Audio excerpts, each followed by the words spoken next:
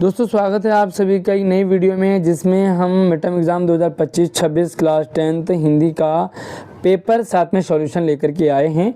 साथ में हम देखेंगे कि जो ग्रामर के आपके पास 16 क्वेश्चंस हैं, उसमें से 16 आपके कैसे आएंगे। तो देखते हैं। सबसे जो पहला प्रश्न है हमारे पास वो अनरीड पैसेज है। आपने ये पेपर दे दिया है तो अपनी आंसर की चेक कर लीजिए। साथ में नेक्स्ट ईयर आपको ये एज ए सैम्पल पेपर भी बहुत हेल्प करेगी। वीडियो को लाइक कर दीजिए, हाइप भी कर देना। साथ में चैनल पर पहली बार आए हो तो सब्सक्राइब करके जाना, ताकि आपको सारी एजुकेशनल अपडेट लगातार मिलती रहेगी। पैसेज है आपके पास एक, और ये पैसेज जो है ये जीवन में आने वाली मुश्किलों के ऊपर है। किस तरह से हम संघर्ष करते हैं, संघर्ष करने के बाद जो हमें सफलता मिलती है उसका कितना आनंद होता है, हर एक चोट का कितना असर पड़ता है हमारी सफलता पर। तो उसी का यहाँ पर एग्जांपल भी दिया है कि जैसे हम किसी पत्थर पे चोट मारते हैं तो हर एक चोट का बेनिफिट होता है, रोल होता है। तो इससे रिलेटेड यहाँ पे क्वेश्चंस हैं। तो पहला प्रश्न आपके पास है कि बड़ी सफलता के पीछे असफलताएं छिपी रहती है क्योंकि। तो इसका जो आंसर है, 4 ऑप्शन है, 4 में से इसका आंसर है कि जीवन में कोई भी मार्ग बाधा रहित नहीं होता। ठीक है, तो बाकी सारे ऑप्शन जो है वो नेगेटिव हैं, बट यही आपका पॉजिटिव है। आंसर आपका सी करेक्ट है। आगे देखेंगे, अगला है कि पत्थर पर पड़ने वाली असंख्य प्रहार क्या सिद्ध करते हैं। एक पत्थर पे बहुत सारी चोटें लगती है ना, तो क्या सिद्ध करते हैं। तो इसका जो 4 ऑप्शन है, 4 ऑप्शन में से जो करेक्ट आंसर है वो पहला वाला ही है। असफलताओं से जीतकर ही बड़ी सफलता मिलती है। हम कई बार हार जाते हैं, हमारे अच्छे नंबर नहीं आते, हम फिर से उठते हैं, आगे बढ़ते हैं और हम अच्छे नंबर लेके आ जाते हैं। तो ये असफलता से जीतकर ही हम सफल होते हैं। आप हमसे व्हाट्सएप और इंस्टाग्राम से भी संपर्क कर सकते हैं। मेरा WhatsApp number, Instagram ID video के डिस्क्रिप्शन में, साथ में आप फॉलो ज़रूर कीजिएगा। यहाँ पे आपको 4-5 क्वेश्चंस आते हैं जो कि कथन और कारण वाले होते हैं। ठीक है, आइए देखते हैं इसमें कि व्यक्ति सफलताओं की अपेक्षा असफलताओं से अधिक सीखता है। ये एक कथन है और इसका कारण है कि असफलताएं उसे पुनः मूल्यांकन का अवसर देती है। जब हम असफल होते हैं तो हमें और सीखने को मिलता है कि हम हारे क्यों, हमारे कम मार्क्स क्यों आए। शायद हमने मस्ती कर ली, घूमे फिरे, हुड़दंग मचाया, क्लास बंक करी, ज़्यादा फ़ोन चलाया। तो ये सारी चीज़ें हमें क्या है, सफल होने के लिए अवसर देती है। तो अब आपको देखना है कि देखो दोनों कथन सही है ना। ये वाला भी हमारा सही है, ये वाला भी सही है, और दोनों एक दूसरे से रिलेट भी करते हैं। तो इसके अकॉर्डिंग आपका जो आंसर रहेगा वो है कि कथन और कारण दोनों सही है, तथा कारण कथन की सही व्याख्या करता है। ठीक है, अब आपके पास पिछले साल से इन्होंने क्वेश्चंस का पैटर्न चेंज कर दिया है, और जो लास्ट के 2 क्वेश्चंस हैं वो 2-2 नंबर के आते हैं, और आपको ये एक्सप्लेन करना है, यानी कि इसमें लिखना है आपको। पहला प्रश्न है कि समस्याएँ किस प्रकार हमारी सोच का विकास करती है, किन्हीं 2 बिंदुओं का उल्लेख करेंगे। तो समस्याएं आती है, हमारी सोच को और डेवलप कर देती है। भाई समस्या आएंगी तभी हम और स्मार्ट बनेंगे, तभी हम रेडी रहेंगे, तभी हम और अधिक मेहनत करेंगे, है ना, सतर्क हो जाएंगे। तो ये सारी चीज़ें आप लिखेंगे इसमें, तो हमारी सोच को और भी विकसित करती है। भाई आपको सारी चीज़ें आसानी से मिल रही है तो आपका दिमाग कम चलेगा, लेकिन जब आपको कोई चीज़ नहीं मिली, असफल हुए, फिर आपने जोर लगाया दिमाग में, फिर आपने, तो वो क्या है कि हमारी सोच का भी विकास करती है समस्याएं। अगला है कि असफलता के बिना सफलता संभव ही नहीं। उचित तर्क के साथ इस कथन की पुष्टि कीजिए। हालांकि ये स्टेटमेंट मेरे अकॉर्डिंग गलत है कि असफलताओं के बिना सफलता संभव नहीं है। ज़रूरी नहीं है कि आपने सफल होने के लिए असफल ही होना है। आप हर साल टॉपर आ रहे हो, ठीक है, अच्छी बात है। इसका मतलब ये नहीं कि आपको टॉपर बनने के लिए फेल होना पड़ेगा, है ना, इसके अकॉर्डिंग। बट क्योंकि ठीक है, ज़्यादातर ऐसा ही होता है कि हम सफल तभी होते हैं, बहुत आगे तभी बढ़ते हैं जब हमें छोटी छोटी ठोकरें लगती है। तो आपने इसी को बताना है कि जब हम असफल होते हैं तो हम और ज़्यादा मेहनत करते हैं और हार्ड वर्क करते हैं। फेल होने के बाद कई सारे बच्चों को मैंने देखा है कि वो अगली बार हुड़दंग मचाना बंद कर देते हैं, पढ़ना शुरू कर देते हैं। तो इस तरह से जो असफलताएं हैं वो हमें सफलता नहीं मिलती है अगर हम असफल ना हों, तो सारी चीज़ अपने आप मिल रही है, मज़ा नहीं आएगा उसका, है ना। अब ये आपके पास जो है वो एक कविता है, काव्यांश है, इसको पढ़ना है। सेम जैसे पैसेज है वैसी, तो आप इसे पढ़ेंगे। आम की थी डाल हरियल, मैं मगन मन झूमता था, कई पल्लव और भी थे, उन्हें भी जी भर मिलता था। तो यहाँ पे लेखक जो अपने वो बचपन की बातें और अपने बचपन की यादों को याद कर रहे हैं, साथ में अपनी जवानी को याद कर रहे हैं, साथ में वो बीच बीच में अपने बुढ़ापे को भी याद करते हैं कि बाग बस्ती में अचानक हुआ रंग मेरा पीला। तो ठीक है भाई, मैं आराम से जी रहा था, मस्त में यौवन में जी रहा था, लेकिन अचानक से मेरा रंग पीला पड़ने लगा। यानी कि मैं मतलब जो यौवन है, जो जवानी है, वो फीकी पड़ने लगी। तो इस तरह से आप इसे पढ़ेंगे, क्योंकि मैं आपको इसे यहाँ पे पूरा समझा नहीं पाऊँगा, है ना, क्योंकि टाइम ज़्यादा हो जाएगा, वीडियो बड़ी हो जाएगी। तो अब आपको यहाँ पे कॉलम ए और कॉलम बी, 2 कॉलम है, आपको मैच करने हैं। ठीक है, यहाँ पे देखो 1 2 3 यहाँ से, 1 2 3 यहाँ पे। अब आपको ये देखना है कि कौन सा आंसर किसके साथ मैच कर रहा है। कॉल तो जो हरियल डाल है, ठीक है, वो मैच कर रहा है आपको। किससे मैच करेगा हरियल डाल? तो जो हरियल डाल है वो आपके यौवन पे, ठीक है। हरियल डाल का मतलब यौवन और जीवंतता। और दूसरा है मगन मन। तो मगन मन जो है वो आपका मस्ती और आनंद करना। भाई हमारा मन मगन कब होता है? जब मस्ती में होते हैं, आनंद में होते हैं। और बाग का मतलब होता है जन्मभूमि। इसके अकॉर्डिंग आपका जो आंसर है वो है पहले का 2, दूसरे का 1 और तीसरे का 3, मतलब 2 1 3, 2 1 3। अब यहाँ पे देखो 2 1 3 कहाँ है? 2 1 3, ये आपका आंसर हो गया 2 1 3। ठीक है, एक बार दोबारा देखते हैं। ये वाला आंसर हमारा पहले का 2, दूसरे का 1, तीसरे का 3, आपका सेकंड ऑप्शन करेक्ट है। अब अगला प्रश्न है कि बाग बस्ती में अचानक हुआ मेरा रंग पीला। इस पंक्ति का क्या मतलब है? तो इस पंक्ति का मतलब है कि हम धीरे धीरे जो है वो हम बूढ़े हो रहे हैं, हम मृत्यु की ओर आगे बढ़ रहे हैं। ठीक है, तो हमारा जो है वो सेकंड ऑप्शन करेक्ट है, यानी कि पत्ते का मुरझाना और मृत्यु की ओर आगे बढ़ना। पहले यौवन था, फिर हम आगे बुढ़ापे की ओर चल रहे हैं। खाद बनकर करूं सेवा, फिर किसी डाली पर झूमूं। इस पंक्ति का क्या मतलब है? तो इसका जो मतलब है वो है पुनर्जन्म और प्रकृति चक्र में विश्वास है। मैं खाद बन, अभी मैं बूढ़ा हो रहा हूँ, पहले जवान था, फिर बूढ़ा हो जाऊँगा, फिर मर जाऊँगा, फिर खाद बनकर सेवा करूँगा, यानी कि मैं दोबारा जन्म लूँगा। तो ये पुनर्जन्म या प्रकृति चक्र में वो विश्वास करते हैं। आगे हैं कि देवता हो तुम पवन। पल्लव द्वारा हवा को देवता कहने का क्या कारण है? तो यहाँ पे उन्होंने हवा को देवता कहा है, तो भाई हवा भी बहुत रोल करती है। तो आपने जो कविता है उसके अकॉर्डिंग इसका आंसर बताना है कि आखिर हवा को यहाँ पर देवता क्यों कहा है। साथ में पत्ते का मगन मन झूमना और बाद में तन ढीला पड़ जाना से क्या मतलब है? तो भाई पत्ता पहले तो मगन मन था, मस्त था, और बाद में उसका तन ढीला हो गया। ठीक है, पहले जवानी थी, जवानी में आदमी मस्त होता है, झूमता है, खूब इंजॉय करता है, हुड़दंग मचाता है, लड़ाई झगड़े करता है। धीरे धीरे अवस्था ढलती है और फिर तन ढीला हो जाता है। ठीक है, तो जब हमारा तन ढीला हो गया तो फिर बस हमारे बस की कुछ नहीं है, बुढ़ापा आ गया। तो इस तरह से आपका ये आंसर यहाँ पे लिख सकते हैं।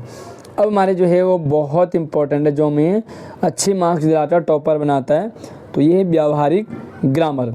आपके हिंदी में 95 प्लस मार्क्स आने ज़रूरी है, चाहिए। तो आपको हिंदी के जो 16 नंबर है ना ग्रामर के, ये हमारे चैनल पे सारे टॉपिक के वीडियो डाले हैं इसी वीडियो के डिस्क्रिप्शन में।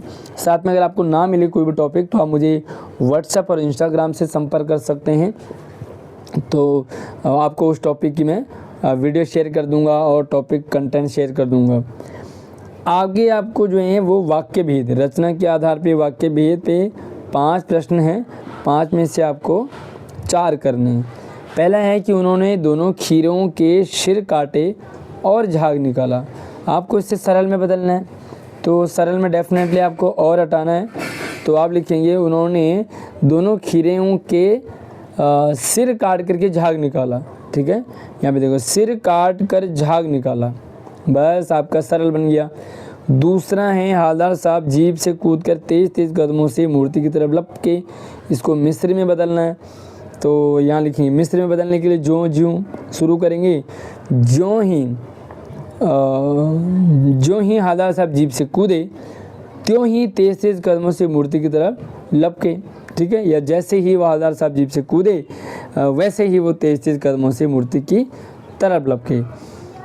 आगे हैं जाड़ा, जब जाड़ा आता, एक मिनट ये थोड़ा सा ऊपर कर लेते हैं। वीडियो को लाइक करने के बाद हाइप भी करना, उसमें थोड़ा पॉइंट मिलते हैं हमें, अच्छा लगता है तो हाइप भी कर देना। यहाँ पे देखो जब जाड़ा आता है तब एक काली कमली ऊपर ओढ़े रहते। अब आपको क्या करना है, रचना के आधार पर वाक्य भेद बताना है। तो जब आया है, जब और तब आया, तो ये आपका क्या हो गया, मिस्र हो गया। भाई वाक्य के आपको भेद जानने तो हमारे चैनल पे बढ़िया आसान सरल भाषा में वीडियो बनाइए, आपको मज़ा आ जाएगा समझने में भी। अगला है हवलदार साहब ने पान खाकर धीरे से पान वाले से पूछा, संयुक्त में बदलना है, कंजक्शन है, 2 सेंटेंस बना दो। हवलदार साहब ने पान खाया और धीरे से पान वाले से पूछा, बस संयुक्त आपका बन गया। अगला है माँ ने कहा कि सदा सच बोलो। अब आपको आश्रित उपवाक्य का भेद बताना है। आश्रित उपवाक्य यहाँ पे संज्ञा आश्रित उपवाक्य हैं कि सदा सच बोलना। ठीक है, ये आपका संज्ञा आश्रित उपवाक्य हैं। कैसे छांटने, तो मैंने बढ़िया सी वीडियो बनाई है आश्रित उपवाक्य पे। 1 नंबर का आपको ये प्रश्न आएगा ही आएगा, और आसान तरीके से समझने के लिए मैंने एक सुंदर सी वीडियो बनाई, आप जाकर के उसे देख सकते हैं। अगला है आपके पास वाच्य भेद। ठीक है, वाच्य भेद, आपको वाच्य भेदों की पहचान करना और परिवर्तन करना। 5 में से 4 प्रश्न करने, 4 नंबर के हैं। चलो अब खेला जाए। वाच्य पहचान करके वाक्य भेद बताना है, तो आप पहचानेंगे। ये है आपका, चलो अब चला जाए, ये है आपका भाववाच्य। ठीक है, अगला है हवलदार साहब द्वारा नेताजी को सलामी दी गई, कर्तृवाच्य में बदलेंगे। तो कर्तृवाच्य में बदलने के लिए आपको द्वारा हटा देना है, तो क्या लिखेंगे, हवलदार साहब ने नेताजी को सलामी दी। ठीक है, हवलदार साहब ने नेताजी को सलामी दी। अगला है बाल गोविंद भगत के गले में तुलसी की जड़ों की बिडोल माला रहते। अच्छा, बाल गोविंद भगत गले में तुलसी की जड़ों की बेडोल एक माला बांधे रहते। कर्मवाच्य में बदलना है, डेफिनेटली आपको द्वारा जोड़ना है, तो यहाँ पे जोड़ेंगे बाल गोविंद भगत द्वारा गले में तुलसी की जड़ों की बेडोल माला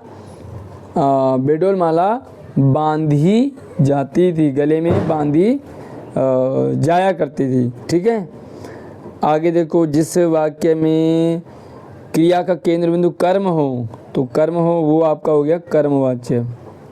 ठीक है, अगला है नवाब साहब ने संगति के लिए उत्साह नहीं दिखाया, कर्मवाच्य में बदल लेंगे।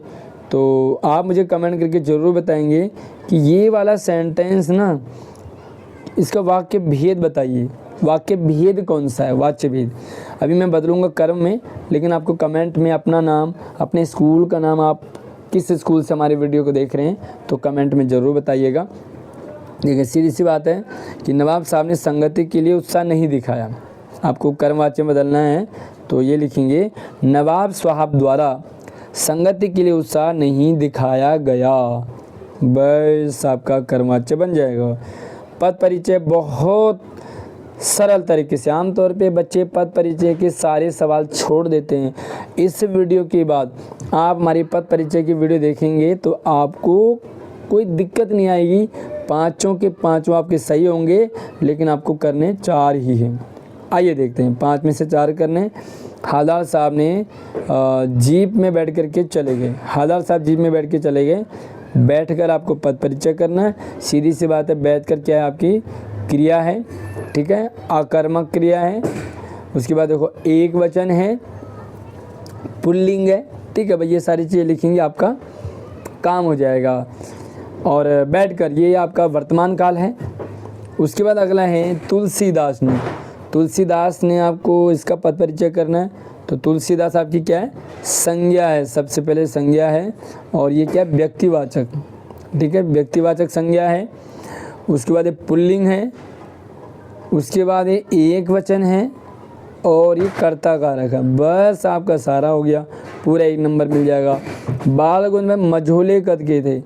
अब ये क्या है आपका, ये आपका विशेषण है, मझोले कद विशेषण है, और एक वचन है, पुल्लिंग है, ठीक है। वैसे तो मझोले कद की हैं, तो ये पुल्लिंग स्त्रीलिंग दोनों में यूज होता है, ठीक है। तो इस तरह से आप लिखेंगे, पुल्लिंग है, एक वचन है, विशेषण है, ठीक है, और ये गुणवाचक विशेषण है। अगला है आपका वे। तो वे क्या है आपका, भाई सर्वनाम है, और ये पुरुषवाचक सर्वनाम है। साथ में वहाँ बैठ कर के चले जाने, वे वहाँ से उठकर जाने लगे। तो देखिए सीधी सी बात है, वे क्या है, बहुवचनात्मक है। कई बार वे एक वचन के लिए भी यूज होता है, लेकिन यहाँ पे देखो वे वहाँ से उठकर जाने लगे, तो ये बहुवचनात्मक है। और पुल्लिंग स्त्रीलिंग दोनों वे जाने लगे, ठीक है, ये पुल्लिंग है। साथ में आप इसे देखेंगे तो बस आपने, हाँ, और ये कर्ता कारक है, सब्जेक्ट है। उसके बाद हाय का आपको करना है। तो हाय क्या है आपका, ये समुच्चय बोधक है, सॉरी अव्यय है। सबसे पहले आप लिखेंगे अव्यय, और अव्यय में लिखेंगे आप इसे विस्मयादि बोधक, विस्मयादि सूचक शब्द है। बस आपको एक ही लिखना, 2 आपको पूरा नंबर मिल जाएगा।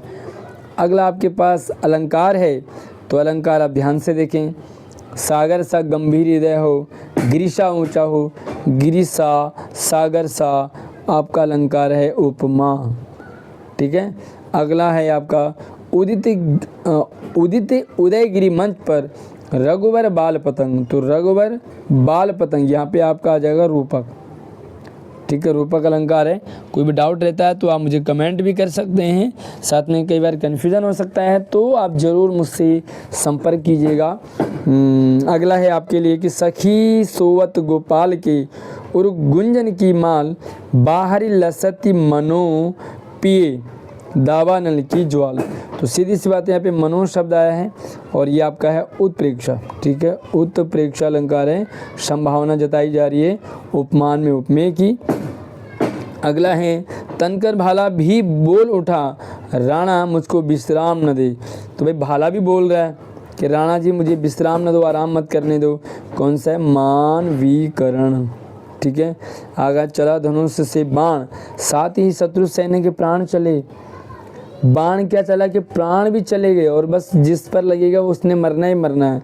तो ये है आपका अतिशयोक्ति अलंकार, ठीक है। तो आई होप कि आपको अच्छे से ये समझ आ गया होगा। अगला आपके पास क्षितिज से, ये गद्यांश है, पठित गद्यांश है, और ये बाल गोविंद भगत नेताजी का चश्मा पाठ से लिया गया है। छोटा सा पैसेज है यहाँ पे, और इस पैसेज से रिलेटेड आपको यहाँ पे कुछ क्वेश्चंस हैं।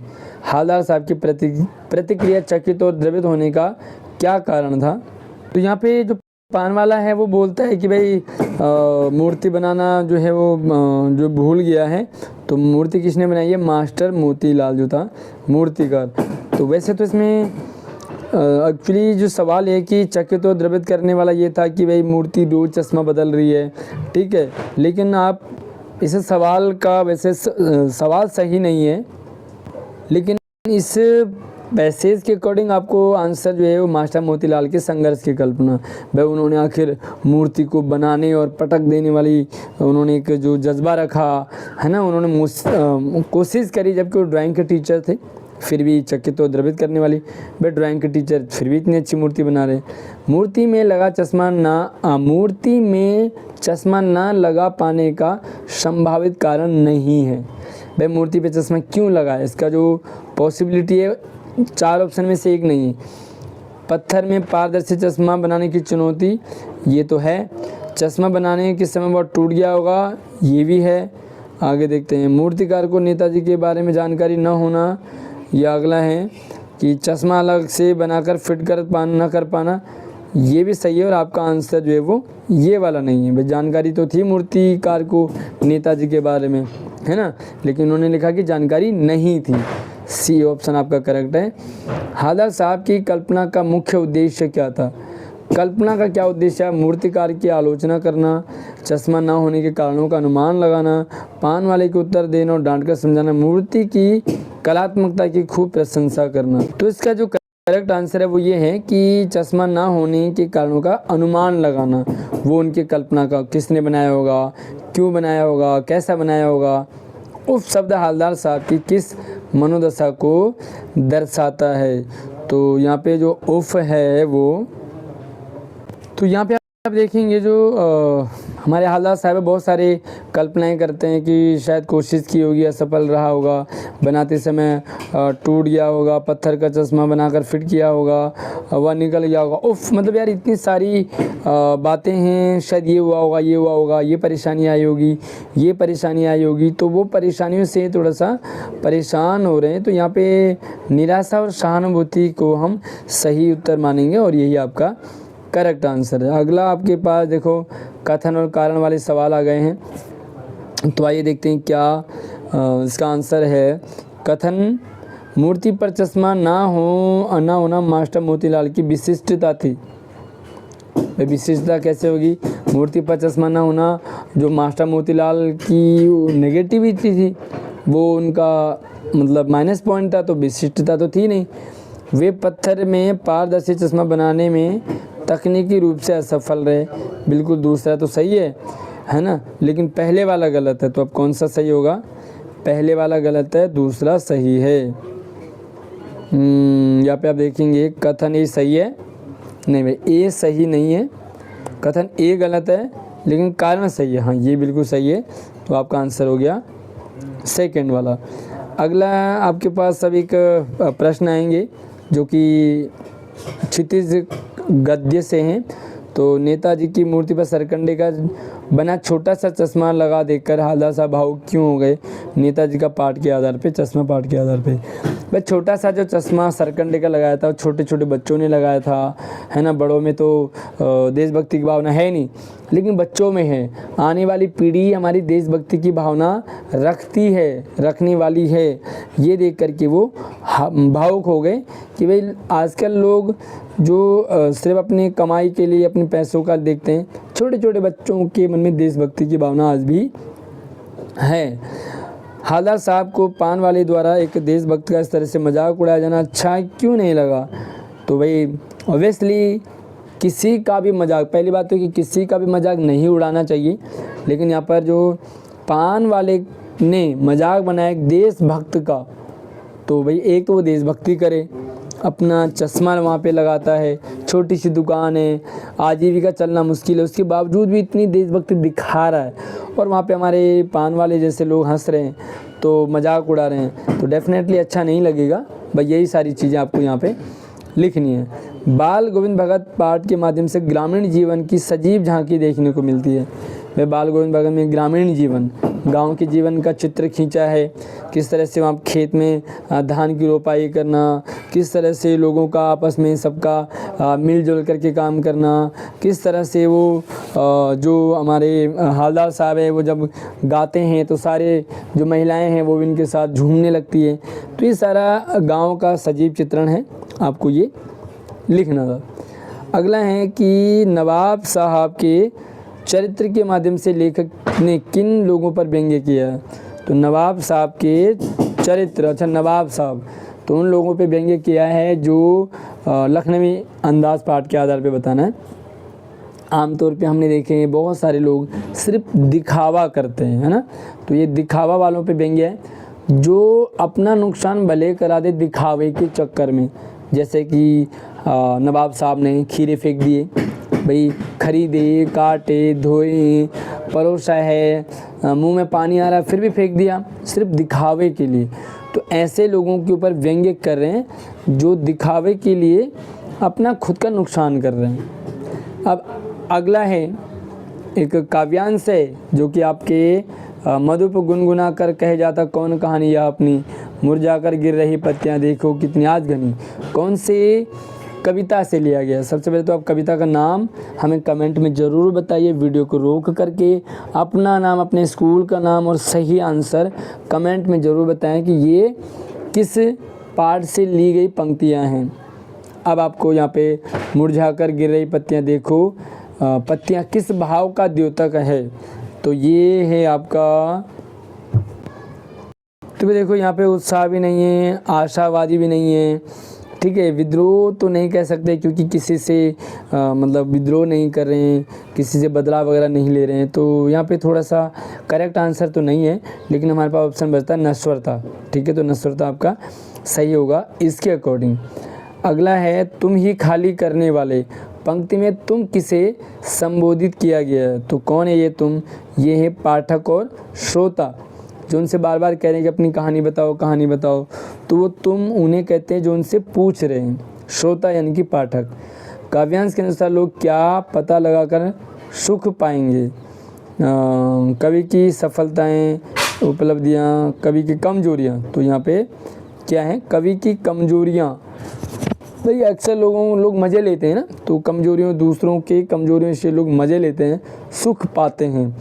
कवि आत्मकथ्य को क्यों नहीं लिखना चाहता, वह अपनी कहानी क्यों नहीं बताना चाहता है। उनकी जो प्रेमिका है उन्हें छोड़ कर के भाग गई, चली गई, अब नहीं है उनके पास जो प्रेमिका के कभी वो साथ बैठा करते थे चांदनी रात में उसके साथ, गले में कंधे में डाल करके, तो इस तरह से जो वो आज नहीं है, तो वो ऐसी भावनाएं क्यों एक्सप्लेन करेंगे। तो वह उपहास से डरता है, अपनी दुर्बलताओं को साझा करना चाहता है, ये बिल्कुल सही नहीं है। कवि के जीवन में कुछ उल्लेख करने योग्य नहीं है, ऐसा भी नहीं, उल्लेख करने योग्य है। कवि का जीवन उपलब्धियों से भरा, तो ये भी नहीं है, यानी कि आपका पहला वाला उपहास से डरता है। भाई हमारी कमजोरियों का लोग मजाक उड़ाएंगे, अब कहेंगे भाई मेरी गर्लफ्रेंड थी लेकिन वो मेरे साथ नहीं रही, लोग कहेंगे यार तू संभाल नहीं पाया, है ना, तो तेरे बस की कुछ था ही नहीं, लड़की को लगा होगा कि तेरे बस की कुछ नहीं, तो बहुत सारी बातें लोग करते हैं। इस तरह से उपहास यानी कि मजाक बनाएंगे लोग, इसलिए वो डरते थे। अगला है कथन और कारण है। ये कथन और कारण नहीं है, बल्कि यहाँ ये करें कि कौन से पॉइंट सही है। तो भाई देखो हमारे अपनी दुर्बलता को साझा करना नहीं चाहता है, कवि के जीवन में कुछ उल्लेख करने योग्य नहीं है, ये तीसरा हो सकता है, पहला तीसरा, लेकिन यहाँ पे जो सही उत्तर है वो हमारा पहला ही है। कि वैसे वो कहते हैं कि भाई मेरे पास कुछ तो है नहीं, ये उनके पास बहुत सारा कुछ था। देखो ये कहते हैं कि मेरे पास आप बीती है, बहुत सारी बातें हैं, लेकिन मैं क्यों कहूँ, तो यहाँ पे हमारा जो तीसरा ऑप्शन है सिर्फ वही करेक्ट होगा, यानी कि सिर्फ एक सही है, पहला वाला सही है, बाकी सारे गलत हैं। अगला है ध्यानपूर्वक, कथन और कारण। कभी अपने बारे में लिखना नहीं चाहता, बिल्कुल सही बात है, वह अपने बारे में नहीं लिखना चाहते हैं, ये सही है आपका। दूसरा है लोग दूसरों के बारे में जान करके उनका उपहास करते हैं, ठीक है, ये भी सही है। तो पहला और दूसरा दोनों सही है, यानी कि सही व्याख्या ए सही है और कारण की सही व्याख्या करता है, यानी कि सी ऑप्शन आपका बिल्कुल करेक्ट है। आगे आपके काव्यांश से आपको कुछ क्वेश्चंस हैं। गोपियाँ स्वयं और श्री कृष्ण के स्नेहपूर्ण संबंध का उदाहरण किस उपमान से देती हैं और क्यों। सूरदास के पाठ के आधार पे, तो वो कहते हैं कि तुम कृष्ण जो है वो गुड़ है, हम चींटियाँ हैं, और चींटियाँ जो है गुड़ पे जाती है, चिपक जाती है, मर जाती हैं, फिर भी वो चींटियाँ गुड़ पे जाना छोड़ती नहीं हैं, तो इसी बात को वो यहाँ पे लिखते हैं। दूसरा है गोपियों द्वारा श्री कृष्ण को हारिल की लकड़ी क्यों कहा है। उदाहरण सूरदास के पद के आधार पे वो कहते हैं हमारे हारिल की लकड़ी, हमारा एकमात्र सहारा कृष्ण है, हमने कृष्ण को ही सुना है, कृष्ण को देखा है, कृष्ण को पढ़ा है, जागते सोते दिन रात सिर्फ कृष्ण के नाम की माला जपते हैं, तो कृष्ण ही हमारा एकमात्र सहारा है। हारिल जो है वो जो हारिल नाम की पक्षी है वो लकड़ी को अपने हाथ में पंजों में लेके उड़ती है, एकमात्र सहारा समझकर। साहस और शक्ति के साथ विनम्रता मनुष्य के व्यक्तित्व का विकास करती है। राम लक्ष्मण परशुराम संवाद, अपनी क्लास में मैंने ये सवाल बहुत बार कराया, साहस और शक्ति के साथ विनम्र होना बहुत ज़रूरी है। हमारे अंदर साहस है, शक्ति भी है, लेकिन पोलाइट नहीं है तो हम कई बार नुकसान कर जाएंगे, है ना। हमारे अंदर जो है भाई तीनों चीज़ें होनी चाहिए, शक्ति और साहस तो हो, लेकिन विनम्रता। आपने देखा होगा हीरा और मोती जो कहानी है उसमें मोती के अंदर साहस भी था, शक्ति भी थी, लेकिन विनम्र नहीं था। लेकिन जो हीरा है शक्ति और साहस दोनों हैं, साथ में विनम्र भी है। इसी तरह से हमारे राम जी वो शक्ति रखते हैं, साहस रखते हैं और विनम्रता भी रखते हैं। आइए, कवि द्वारा अपनी स्मृति को पाथेय बनाने के पीछे क्या कारण है?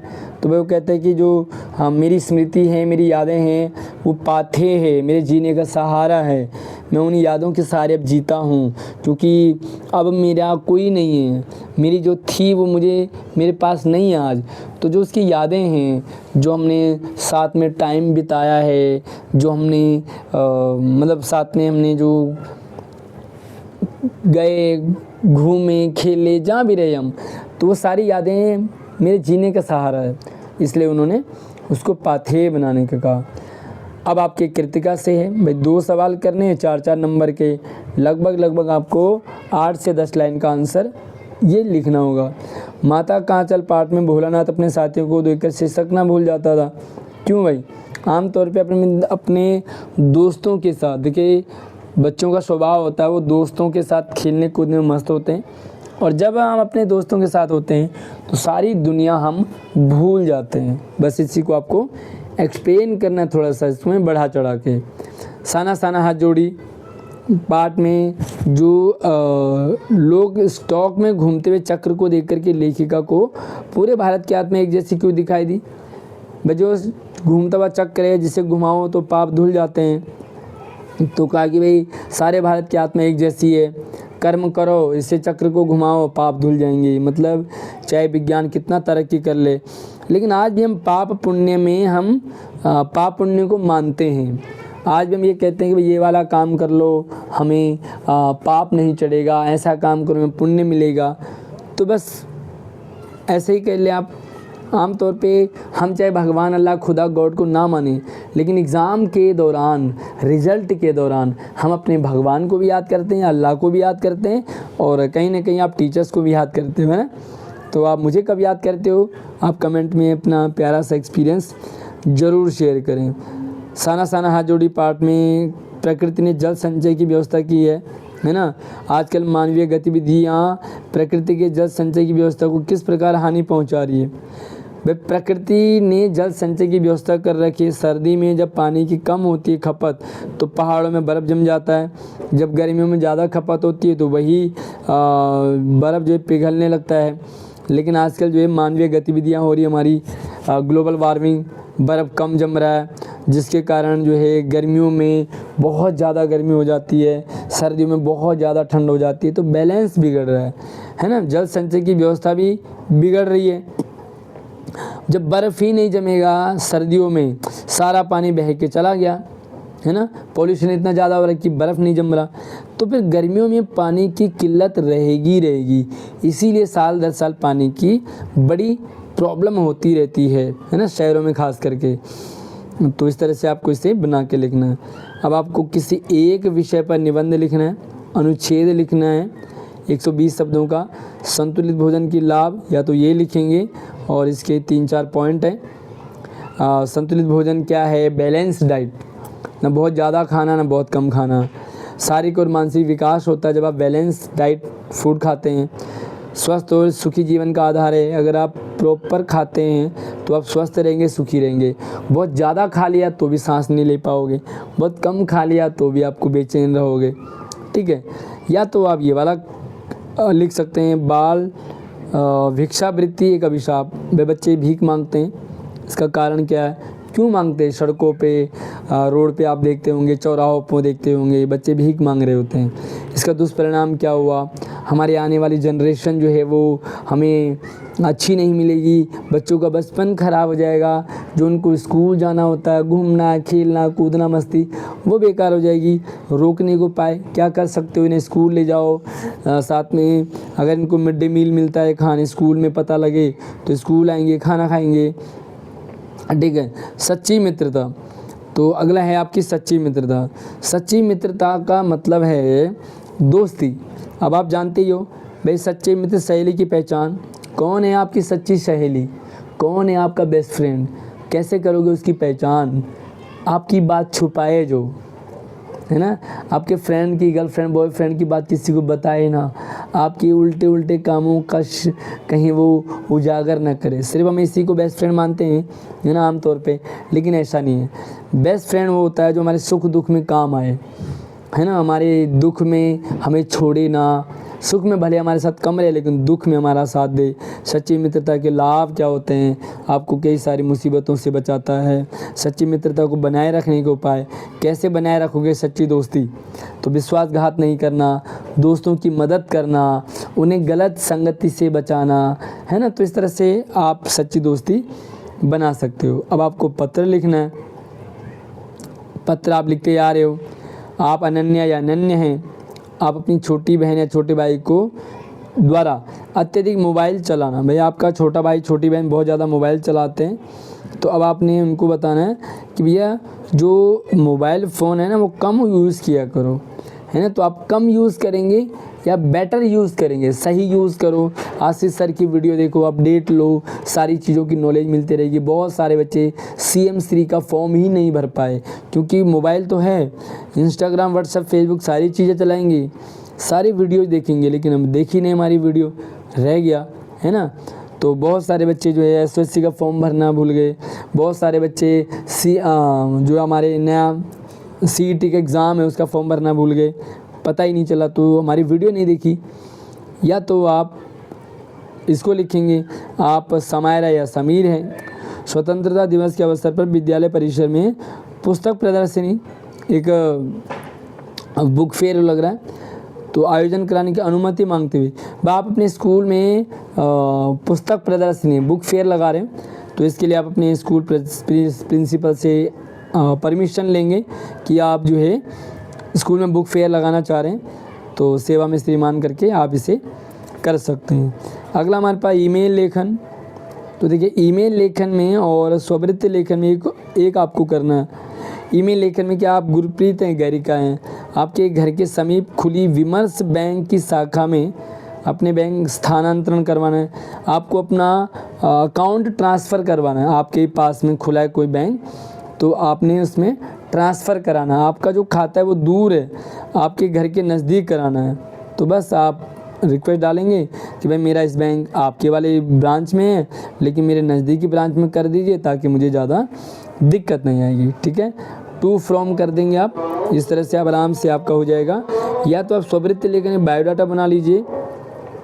आप सानिया सुभाष से आपने हिंदी अंग्रेजी अनुवाद में डिप्लोमा प्राप्त किया है। एक प्रकाशन संस्थान को हिंदी अनुवादक, भैया आप जो है अनुवाद करते हैं, आप ट्रांसलेटर हैं, आप हिंदी इंग्लिश ट्रांसलेटर हैं, तो आपको ट्रांसलेटर की ज़रूरत है किसी प्रकाशन को, तो आप उसके लिए आवेदन करेंगे। भाई अपना नाम पता सारा फॉर्मेट आपको बताया हुआ है, बहुत आसान होता है। अगला जो है आप या तो आप जो विज्ञापन लेखन करेंगे या आप संदेश लेखन करेंगे। दोनों टॉपिक मैंने बढ़िया से समझाए हैं। आपने दवाइयों की होम डिलीवरी करने की औषधि नामक एक कंपनी खोली है। कंपनी की डिलीवरी सेवाओं की विशेषता बताएं। भाई आपकी कंपनी जो है जो डिलीवरी करवाती है औषधि दवाइयों का, तो घर से घर तक आप देते हैं, आसानी से रहता है, बहुत कम चार्ज लगता है, बहुत विदिन 5-10 मिनट में आपके पास आपकी चीज़ आ जाएंगी। तो इस तरह से आप विज्ञापन बनाएंगे। या तो आप सबीना सुहास हैं, अपनी मामी मामा के द्वारा नया घर लेने पर, भाई आपके मामा मामी ने नया घर लिया है तो उन्हें आपको क्या करना है, बधाई देनी है, ठीक है। तो ये भी आसान है। तो ये आपका पेपर का फॉर्मेट है, बहुत आसान है। अच्छा लगा होगा आपको। बाकी कमेंट में आप ज़रूर बताइएगा कि आपके कितने मार्क्स आने वाले हैं, 80 में से कितने आएंगे। वीडियो पसंद आया होगा लाइक ज़रूर कीजिएगा, हाइप ज़रूर करें, शेयर करें अपने दोस्तों को, साथ में चैनल को सब्सक्राइब कर लेना ताकि आने वाली सारी वीडियो आपको लगातार मिलती रहेगी। धन्यवाद।